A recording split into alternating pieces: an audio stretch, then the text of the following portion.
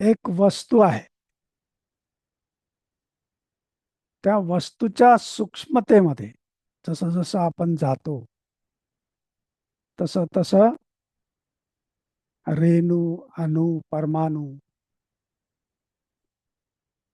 है ना, असे स्तर असतात. आणि जेव्हा परमाणूच्याही पलीकडे आपण जातो, त्याला ब्रेक करून पलीकडे जातो, तेव्हा आपल्याला काय दिसते तिथे? तरंग दिसतो. दुसरं काही नसतं. तसंच आपल्या चेतनेमध्ये सुद्धा स्तर असतात. जसे वस्तूमध्ये स्तर आहेत, तसेच आपल्या चेतनेमध्ये स्तर असतात. आणि ह्या सृष्टीमधली, ह्या ब्रह्मांडामधली प्रत्येक वस्तू ही चैतन्यमय आहे. प्रत्येकामध्ये चेतना आहे, परंतु तिची अभिव्यक्ती काही प्रमाणात असते. जसं दगडाचं उदाहरण घेतलं, तर दगडामध्ये एक प्राण, एक कला आहे ना, म्हणजेच पृथ्वी. नंतर जल आहे, जलामध्ये दोन कला, अग्नीमध्ये तीन कला, वायूमध्ये चार कला आणि आकाशामध्ये पाच कला. म्हणजेच पंचमहाभूतामध्ये ह्या कला, जसे जसे आपण सूक्ष्मतेमध्ये जाऊ तसे तशी ते कला वाढत जातात. आपण मनुष्याचा जेव्हा आपण विचार करतो, तर मनुष्य हा आठ कलेचा आहे. म्हणजेच अष्टप्राण आहेत, आहे की नाही? आणि मग तसंच पुढे पुढे जसं जाऊ आपण, तसं तसं आपण दैवत्वाकडे जातो, म्हणजे सूक्ष्मतेकडे जातो.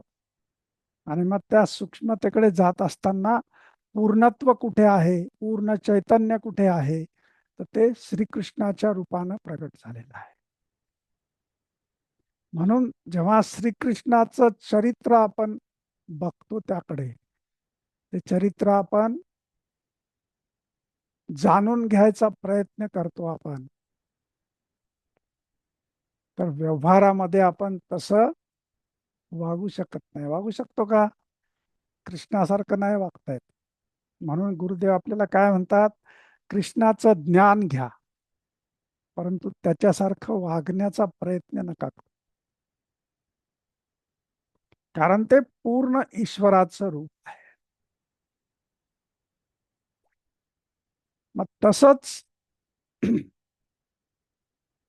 दर्जा पण असतो एक एक. जसं खाली गेल्यानंतर पिशाच्च आहेत, भूत आहे, पिशाच्च आहे, त्यांचे दर्जा खाली आहे. मनुष्याचा दर्जा मध्यभागी आहे.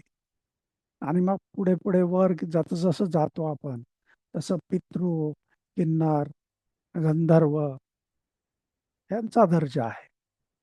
त्यानंतर देवतांचा दर्जा आहे, वेगवेगळे देवता आहे. आणि सर्वश्रेष्ठ दर्जा आहे तो गुरुचा आहे. आणि म्हणून मग आपण कुठलंही कार्य करत असताना, कुठली पूजा करो, यज्ञ करो, जे काय करत असताना, सगळ्यात आधी आपण गुरुभ्यो नमः असं म्हणतो. होतं ना असं? ते कशामुळे? तर सर्वोच्च दर्जा हा गुरुचा आहे. कारण आपल्याला ह्या अध्यात्म ज्ञानाचा ओळख ही गुरुच्याच माध्यमातून होते. गुरु नसेल तर आपल्याला हे ज्ञान नाही प्राप्त.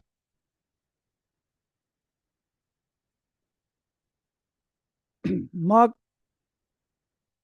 आपल्यापेक्षा श्रेष्ठ पितृ आहे, पितृलोक आहे.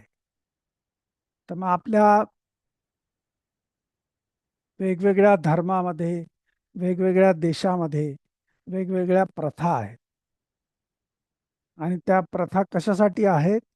तर पितृलोकातले जे आपले पितृ आहेत, त्यांना प्रसन्न करण्यासाठी आपण हे सगळं करतो.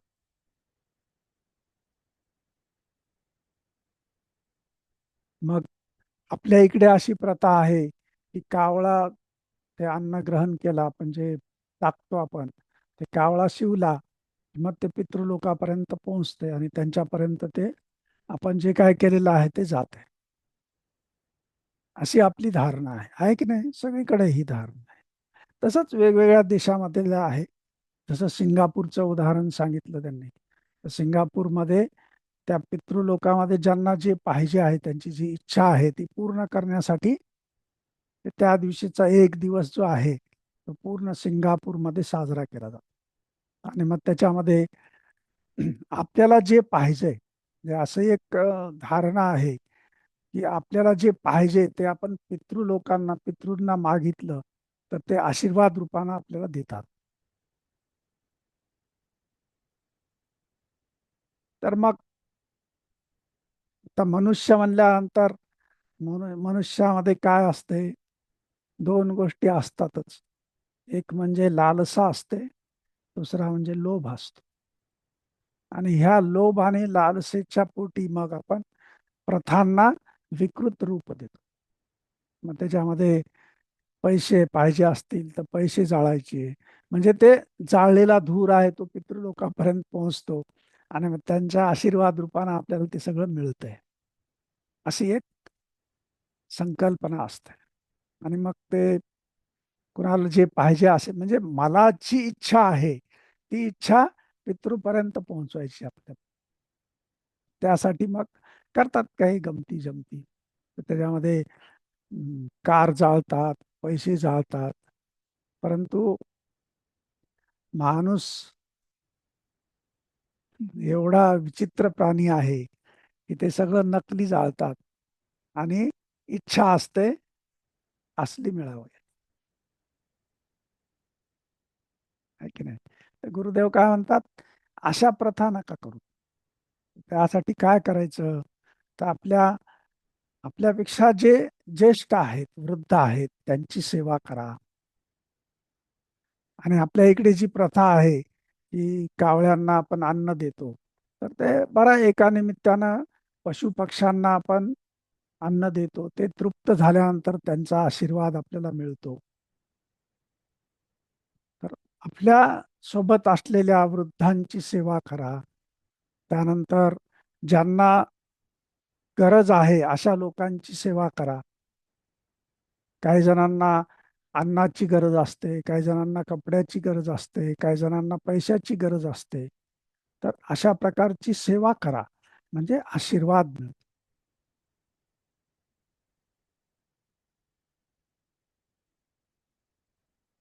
तर मग आशीर्वाद प्राप्त करण्यासाठी अशा कुठल्या गोष्टी करायची काय आवश्यकता नाहीये.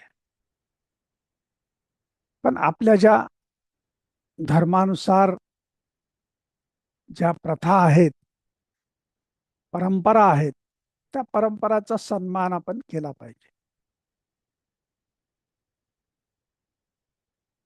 तर आपली जी चेतना आहे, ही चेतना जरी एक असली, एका चेतनेपासून हे सगळं निर्माण झालेलं आहे, हे जरी असं असलं तरी पण त्याची अभिव्यक्ती वेगवेगळ्या स्तरावर होत असते.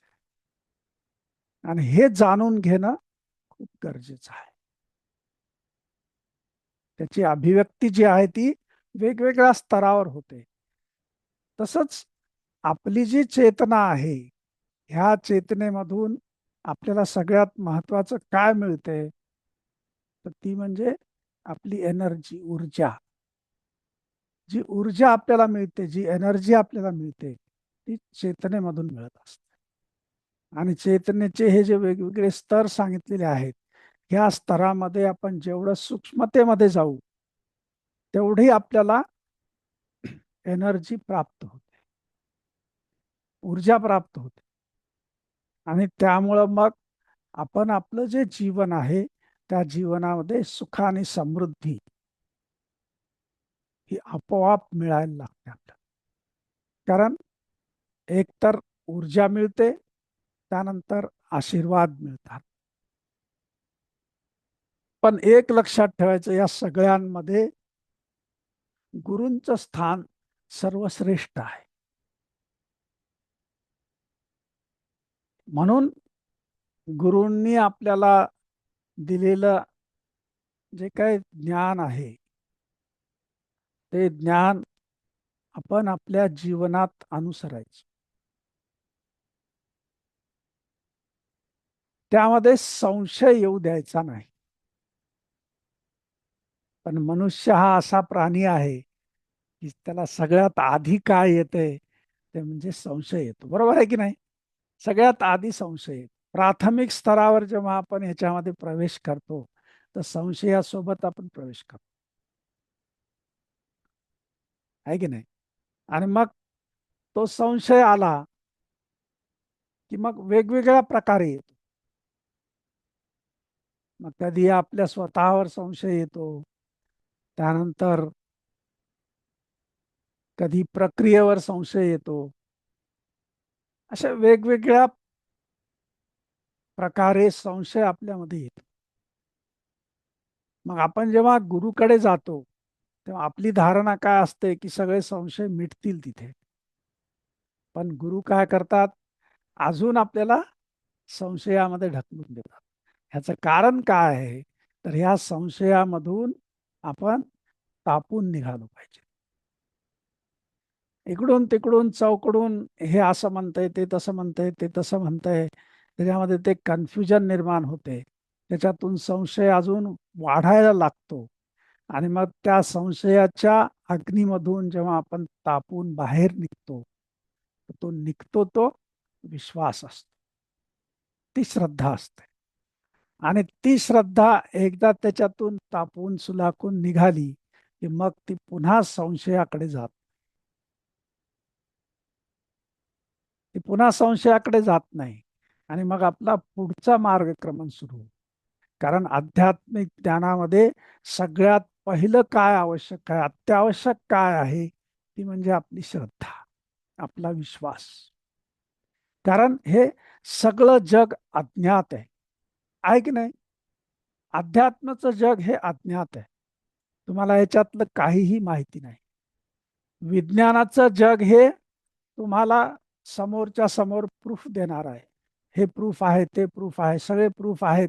आणि मग लगेच आपल्या मनाची एक वृत्ती असते, प्रूफ मिळाला की मन शांत होते, ते पुढे काही गडबड करत नाही. परंतु अध्यात्माचा विश्वास आहे, या ठिकाणी सगळं काही कसं आहे, अज्ञात आहे. मग ह्याच्यामध्ये प्रगतीसाठी सगळ्यात महत्वाचं काय आहे, ते म्हणजे विश्वास, श्रद्धा. आणि मग गुरु काय करतो, ही श्रद्धा दृढ करतो, त्याला अजून पक्क करतो. जसं आपण एखादा खुंटा रोवायचा असला तर त्याला पाणी टाकून टाकून हलवू हलवू पुन्हा ठोकतो आणि मग चांगला पक्का बसतो. बसतो की नाही? नाही तर नाही बसत, आधर आधर बसतो. तर तसं पक्क करतात. आणि मग पक्क झालेले, विश्वासामध्ये श्रद्धेमध्ये पक्क झालेले जे आहेत ते पुढे कुठे जातात, अध्यात्म ज्ञानामध्ये प्रगती करतात. आणि मग त्यांना मोक्ष प्राप्त होतो, आहे की नाही? तर यासाठी सगळ्यात पहिलं महत्वाचं काय आहे, ते म्हणजे आपल्या गुरुवरचा विश्वास. तो जेवढा दृढतेनं आपण हे करू तेवढी आपली प्रगती चांगल्या पद्धतीनं होते. आणि